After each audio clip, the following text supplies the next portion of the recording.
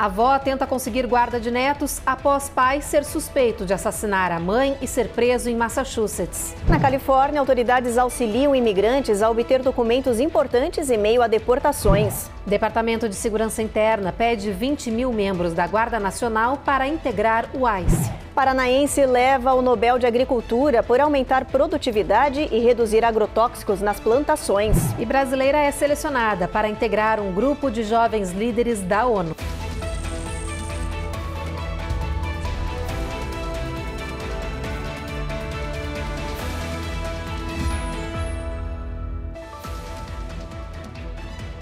Olá, boa noite. Boa noite. A nossa comunidade em Massachusetts está acompanhando de perto o caso do brasileiro que está sendo julgado por matar a esposa e simular o suicídio dela. Enquanto isso, os 3 filhos do casal seguem sob cuidados de amigos da família, recebendo apoio do governo americano e também do consulado brasileiro. A avó materna veio do Brasil aqui para os Estados Unidos na tentativa de buscar os netos, mas até agora não conseguiu resolver a situação. Tiago Oliveira, de 33 anos, já passou por 2 audiências na corte. A última foi nesta quarta-feira, onde enfrentou acusações de assassinato e crime premeditado. A promotoria alega que ele matou a esposa, Carla Lourenço da Silva, de 32 anos, em janeiro e simulou um cenário de suicídio. A polícia teria encontrado evidências de que a brasileira foi assassinada e o local do crime alterado para Tiago escapar da prisão. Os advogados do brasileiro negam as acusações e alegam que a esposa de Tiago sofria de depressão e que se matou. Não há uma previsão de quando será emitida a decisão judicial desse caso. A expectativa é que demore em torno de 1 ano. Até lá, Tiago deve permanecer preso sem direito à fiança. Enquanto isso, os 3 filhos menores de idade estão sob cuidados de amigos da família. O governo americano, o consulado e a comunidade estão ajudando e acompanhando a situação das crianças de perto. A avó, Dona Maria Lúcia Lourenço, viajou de Minas Gerais do Brasil aqui para os Estados Unidos para tentar resgatar os netos, mas está encontrando barreiras. Vim aqui até nos Estados Unidos, para buscar meus netos, porque minha filha faleceu 20 de janeiro e o pai foi detido no 3º dia da morte da minha filha. Até então, meus netos estão na mão de terceiros, na mão de uma pessoa que é amiga da família. Então, eu vim, e até agora, eu não consegui falar com as autoridades, nem com a autoridade governo, nem com o TCR e nem no consulado. Eu ligo e não estou conseguindo falar. Que eu vim para buscar meus netos, que estão sem mãe há quase 120 dias, que eles estão sem mãe e sem pai. E eu sou a avó deles, sou a mãe da Carla Kelly. Ela foi encontrada morta e já foi sepultada no Brasil, mas meus netos não retornaram. E me ajude a chegar até eles. O Consulado Geral do Brasil em Boston, em Massachusetts, disse que o caso segue em segredo de justiça e que eles estão acompanhando a situação. Na Califórnia, centenas de pessoas têm participado de mutirões em auxílio aos imigrantes. São ações na região de Santa Ana para formalização de documentos como certidão de nascimento e autorização de guarda das crianças. A procura por esses serviços aumentou desde que o ICE ampliou a repressão aos ilegais. O medo dos estrangeiros é o que pode acontecer com o menor de idade se os pais forem presos. Esse primeiro evento foi organizado pelo Escritório do Escrivão e Registro do Condado de Orange. As autoridades auxiliaram os estrangeiros a fazer a apostilação e certificação internacional que valida a autenticidade de documentos para uso internacional entre países. Mais de 700 pessoas fizeram fila para certificar suas licenças de casamento e certidões de nascimento. Muitos imigrantes também foram até lá para certificar documentos para receber a cidadania norte-americana. As autoridades do estado dizem que desde o começo do ano aumentou e muito o número de pessoas solicitando a naturalização. O supervisor do distrito diz: separações de famílias são uma realidade neste momento. As pessoas estão com medo das ameaças de deportação e estão buscando formas de proteger a si e aos filhos. O próximo evento do condado de Orange está marcado para o outono. Em entrevista ao Américas no Ar, o cônsul-geral de Boston, em Massachusetts, já havia orientado pais brasileiros sobre a importância de obter certos documentos neste momento.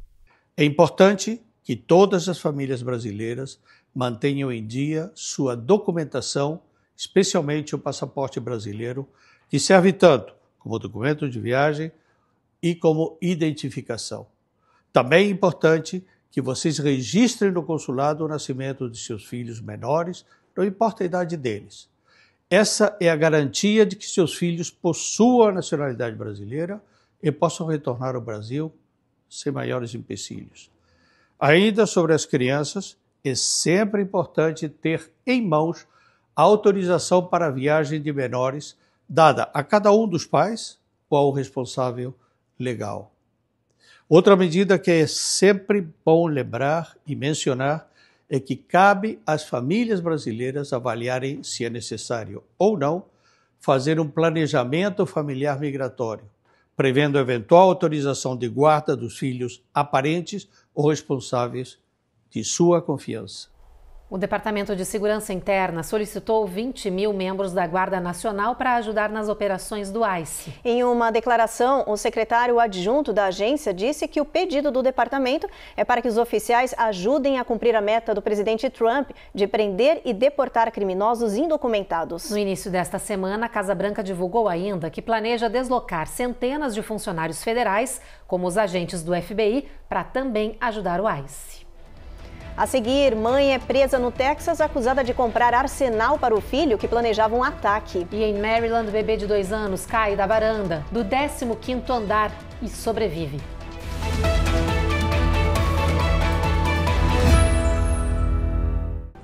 E você tá aí bem distraído no intervalo, né? Então, olha, aproveita esse sininho que tá aparecendo aí embaixo e ativa ele. Não esquece de se inscrever no nosso canal e sempre deixar aquele like. Uma curtida é sempre boa, tá?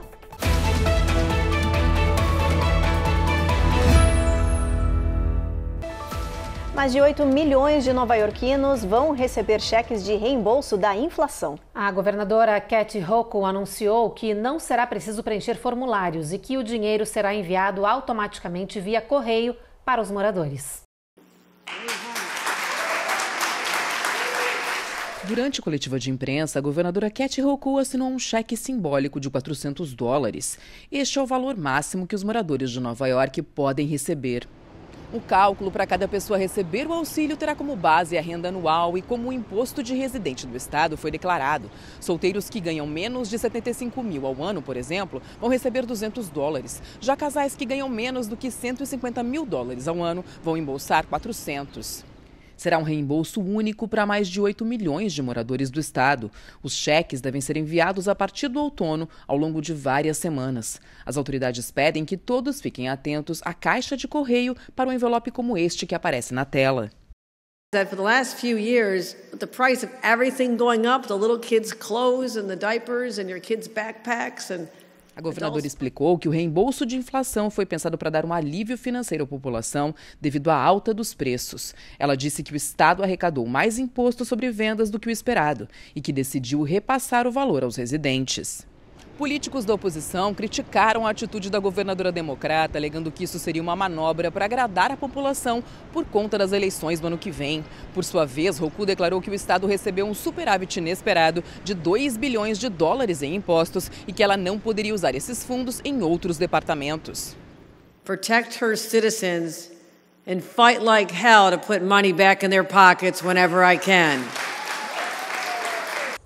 Receber esse cheque ele pode até ajudar no momento, porque com a inflação, né, tudo está extremamente caro, a gente continua pagando por essa alta no custo de vida aqui em Nova York. Pode parecer um alívio, né, no primeiro momento, mas a verdade é que esse dinheiro já saiu do nosso bolso antes e agora está voltando. Só que os preços não caíram, a inflação continua em alta, e ainda temos novas taxas que podem deixar tudo ainda mais caro, né? Então, talvez eu use esse valor para cobrir algum custo do dia a dia, mas com os pés no chão, né? Porque sabendo que no fim, quem banca tudo isso somos nós os contribuintes. Na cidade de San Antônio, no Texas, uma mãe foi presa acusada de comprar munição e equipamentos táticos para o filho que planejava atacar uma escola. Foi a avó quem entrou no quarto do menino e acabou encontrando esse arsenal de armas, carregadores, explosivos e os supostos planos. Segundo a polícia, este era o colégio que o menino pretendia atacar. Ele tem histórico escolar de comportamento suspeito, obsessão por violência, atiradores em massa e também símbolos de supremacia branca. A mãe foi presa e acusada de ajudar o filho na prática de terrorismo, comprando essas armas e também munição. No depoimento, Ashley Pardo confessou que o material foi uma forma de pagamento ao filho enquanto ele olhava os irmãos mais novos. Desde o início do ano até agora, foram registrados 18 tiroteios em escolas aqui do país, com 6 mortes. E desde 2008, o Texas já foi alvo de 63 ataques em colégios. E uma investigação está em andamento em Montgomery, em Maryland, após a queda de um bebê do 15º andar de um prédio. As autoridades dizem que a criança foi levada ao hospital com o braço quebrado e que um arbusto pode ter salvado a vida do menino. Foi aqui que a polícia do condado de Montgomery e corpo de bombeiros dizem que um menino de 2 anos caiu do 15º andar da varanda de um apartamento. I was so scared. I was just thinking if it were my daughter. Os vizinhos estão em choque com o que aconteceu e com o fato de o bebê ter sobrevivido a essa queda. Os socorristas que atenderam à ocorrência disseram que a vida do menino foi salva porque ele caiu em arbustos no térreo.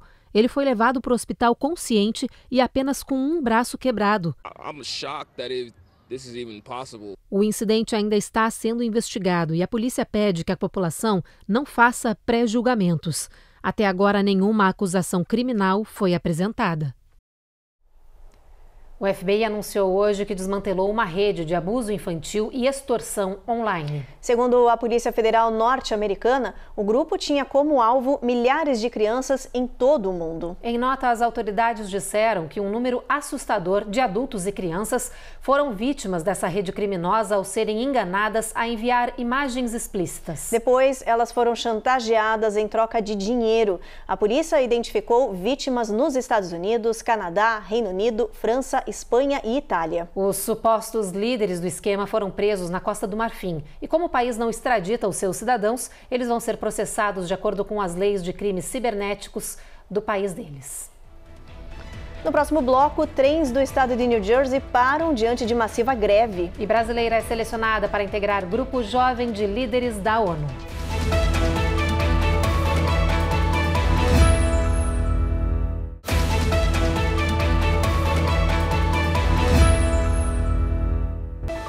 Na Pensilvânia, um bebê se tornou o primeiro do mundo a receber a pioneira terapia de edição genética personalizada. O caso está sendo comemorado como um milagre da medicina e um avanço também histórico em tratamentos genéticos. Esse é o paciente que foi identificado como KJ. O menino nasceu com um transtorno genético raro que levou a passar a primeira parte da sua vida hospitalizado e com uma dieta rigorosa. Mas em fevereiro deste ano, aos 7 meses de vida, o bebê foi tratado com uma terapia de edição genética personalizada chamada CRISPR. Esse tratamento é capaz de corrigir variantes causadoras de doenças encontradas no genoma humano. Os médicos do Hospital Infantil da Filadélfia celebraram esse sucesso do paciente e disseram que agora a criança está crescendo bem e se desenvolvendo como deveria. E uma brasileira foi selecionada para integrar o grupo jovem de líderes que vai impulsionar soluções para desafios globais. Eles foram escolhidos pela ONU como parte do Programa de Desenvolvimento e Soluções Sustentáveis da organização. Renata Alvarenga é uma influenciadora brasileira reconhecida pelo seu ativismo. Ela foi selecionada pela ONU para participar de um debate mundial sobre desafios globais e acabou escolhida para integrar o grupo de 5 jovens chamado Generation 17, que vai discutir e liderar soluções para crises climáticas, sustentabilidade, igualdade de gênero, educação e outras metas globais por meio da tecnologia e do engajamento juvenil. Eu estou aqui em Nova York, na ONU, para participar do onboarding, das boas-vindas do grupo Generation 17, ou Geração 17, que é uma iniciativa do PNUD, do Programa da ONU sobre Desenvolvimento, junto com a Samsung, com a empresa de tecnologia, justamente para levar a voz da juventude global na área da Agenda 2030, dos Objetivos de Desenvolvimento Sustentável. A partir de agora, durante 2 anos, esses jovens vão participar de eventos, fóruns e debates para compartilhar experiências, conectar o mundo e contribuir com diálogos políticos na ONU, na COP e em iniciativas comunitárias. Eu estou extremamente honrada, muito feliz, justamente por trazer todas as iniciativas e pautas relacionadas à juventude latino-americana, à juventude brasileira, não só para o ECOSOC e o Fórum, o Fórum da Juventude da ONU que está acontecendo essa semana, mas também durante os próximos meses, durante o ano inteiro, a gente vai ter vários engajamentos, oportunidades para falar sobre o nosso trabalho, elevar muito do que está acontecendo a nível local, nacional, na área de desenvolvimento sustentável e também conectar tudo isso com a digitalização, com a tecnologia. Além da brasileira, o grupo é formado por jovens da Indonésia, Equador, Jordânia e Índia. O sul da Flórida vem se consolidando como um dos principais destinos de investimentos imobiliários entre os imigrantes. E muitos brasileiros de alta renda estão investindo em imóveis e também em negócios em Miami e Fort Lauderdale. A reportagem é do Eliseu Caetano. Quem olha essas casas de luxo e edifícios imponentes nem imagina, mas muitas delas têm dinheiro brasileiro. São eles um dos investidores latinos que mais aplicam em imóveis na Flórida. Em 2023, os brasileiros gastaram no setor 701 milhões de dólares. No ano passado, o montante foi ainda maior e colocou o Brasil como o 3º maior grupo de investidores aqui no estado da Flórida. E este ano não é diferente, mas o novo nicho do mercado é aqui, em Fort Lauderdale. Com tanta casa de luxo, o sul da Flórida é a região que mais atrai milionários e investidores. Nos últimos 10 anos, este perfil aumentou 94%. E os motivos são vários: clima quente, vantagens financeiras e isenção de impostos, de renda, de herança e de ganhos de capital. Hoje, 7 em cada 1.000 moradores ganham mais de $1 milhão por ano, uma das 5 taxas mais altas do país. Como resultado, essa transformação urbana está provocando a chamada gentrificação, revitalização dos bairros e forçando a saída da população mais antiga.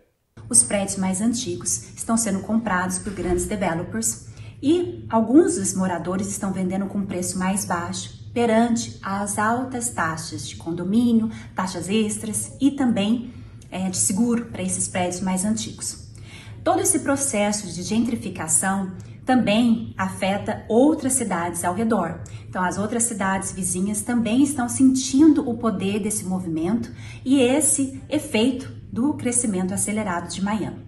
Os trens do 3º maior serviço ferroviário suburbano do país pararam durante a última noite após seus engenheiros entrarem em greve. A paralisação da New Jersey Transit deve afetar cerca de 100 mil passageiros diários que estão sendo incentivados a trabalhar em casa, dirigir ou pegar ônibus. A previsão é de que a paralisação dure alguns dias, bagunçando a vida de quem vive no estado e trabalha em Nova York, por exemplo. O motivo da greve é que o acordo anterior, que teria dado aos trabalhadores o seu primeiro aumento desde 2019, foi rejeitado, porque os membros do sindicato ainda estariam ganhando muito menos do que os engenheiros da Amtrak e das ferrovias suburbanas próximas que usam as mesmas estações. A gerência da New Jersey Transit disse que as reivindicações salariais não são acessíveis. Os dois lados não devem retornar à mesa de negociações até pelo menos domingo. Essa é a primeira grande greve de engenheiros do sistema de transportes de New Jersey desde 1983. A seguir, brasileira leva Nobel da Agricultura por aumentar produtividade e reduzir agrotóxicos nas plantações. E a gente mostra como estão Wisconsin e Minnesota depois da passagem de ao menos 9 tornados.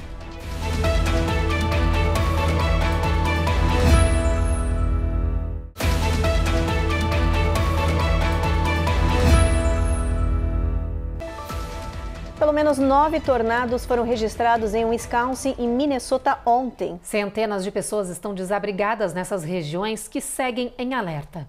Em Milwaukee, no Wisconsin, o cenário é de destruição. Casas e comércios tiveram telhados arrancados e muitas estruturas foram inteiras arrancadas do chão. Em todo o condado de Dodge, moradores registraram massivas formações. Centenas de pessoas estão desabrigadas. Os tornados derrubaram redes de energia e até a manhã de hoje 300 mil pessoas estavam sem eletricidade no Michigan, em Minnesota e no Wisconsin. This was a scary sight. This was a rain-wrapped tornado. O xerife de uma das áreas afetadas no Wisconsin disse que essa foi uma tempestade de tornados assustadora.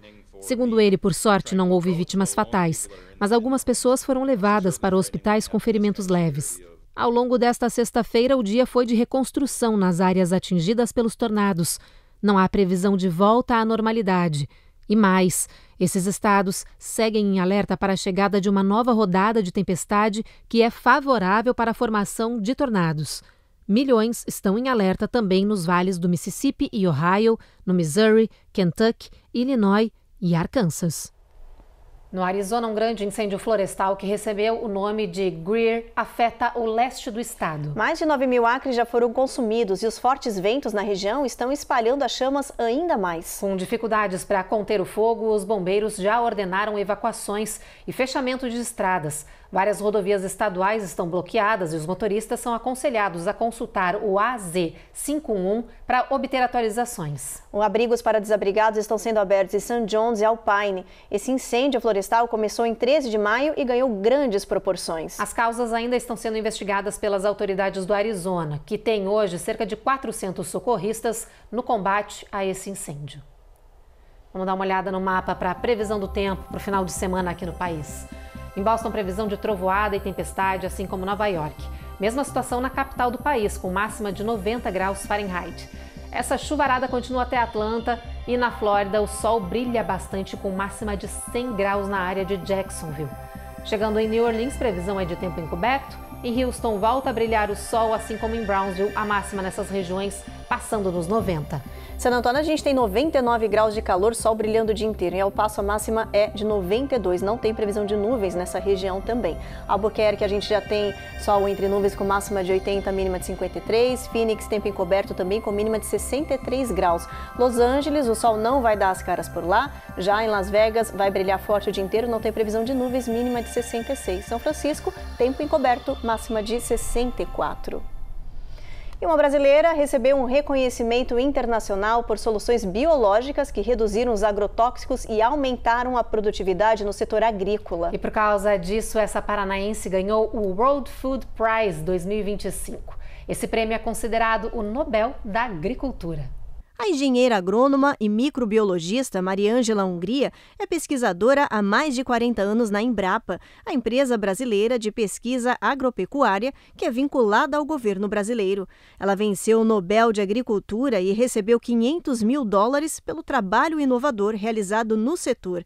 Ela descobriu mecanismos para aumentar a produtividade das plantações, reduzindo as emissões de gás carbônico e o uso de fertilizantes. Essa solução biológica permitiu que o trigo, milho e outras culturas absorvessem nutrientes do solo através das bactérias, tornando o crescimento mais saudável e usando menos agrotóxicos.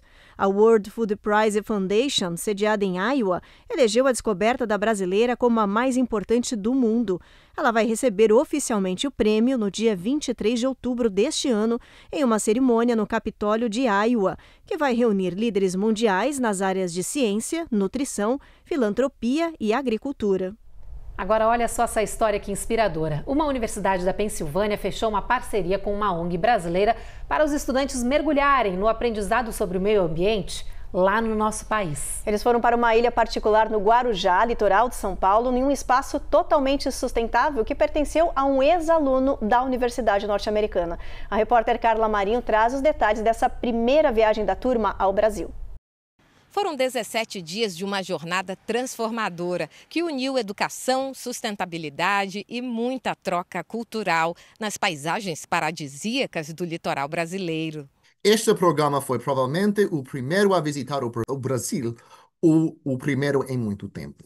Um dos objetivos deste curso era observar semelhanças e diferenças na forma como americanos e brasileiros veem os conceitos de sustentabilidade e empreendedorismo. Esses conceitos de sustentabilidade e empreendedorismo foram aprendidos na prática. É que o programa Global Classroom da Lafayette College, na Pensilvânia, leva estudantes norte-americanos para experimentar soluções ambientais em diversos países. E dessa vez, o Brasil foi escolhido.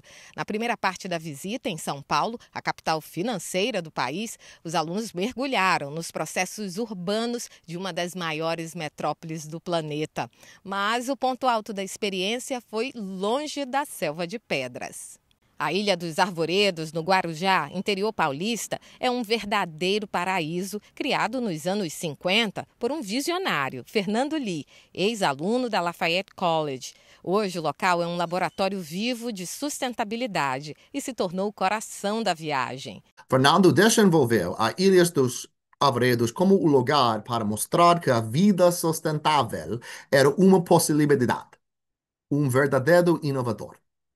Seu legado está sendo mantido pela Fundação Eduardo Lee e pela organização sem fins lucrativos Instituto Novo Mare, uma organização que compartilha os objetivos do Fernando Lee em ajudar indivíduos, comunidades e empresas a encontrar seu papel no desenvolvimento sustentável e a se tornarem líderes nacionais e internacionais da promoção da sustentabilidade. No Paraíso, o grupo limpou praias e manguezais, se aventurou na tirolesa e ainda propuseram soluções reais para o Instituto Nova Maré implementar nos projetos sustentáveis. A experiência envolveu 14 alunos dos cursos de Economia, Antropologia e Sociologia, Psicologia e Neurociência, proporcionando a troca de ideias e visões de diferentes ângulos.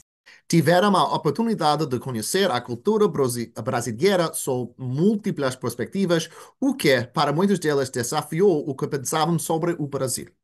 Reconheceram que o Brasil está, em muitos aspectos, à frente dos Estados Unidos na forma como seu povo se relaciona com sustentabilidade, seja em relação às sacolas de compras, ao dirigir ou ao transporte público. O Jornal Américas no Ar dessa sexta-feira está terminando. A gente agradece a companhia de vocês e te espera na próxima edição. Você fica agora com mais um capítulo de Rico e Lázaro. Até a próxima.